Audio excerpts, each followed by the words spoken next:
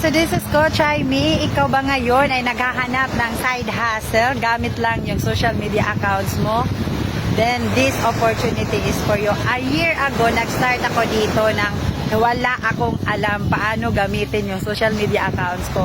And now, masasabi ko talaga, buti na lang, no?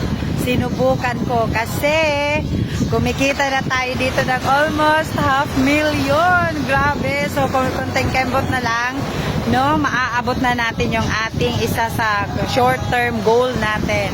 So, katulad ko, kung ikaw naman ngayon ay isang empleyado na gusto mo ding madagdagan ng yung income every month, so mag-message ka sa baba ng video na to. At saka kung ikaw naman ngayon ay isang OFW, no, na gusto makauwi for good sa Pinas at madagdagan yung iyong savings, mag-message ka din sa baba ng video na to at i-share nyo din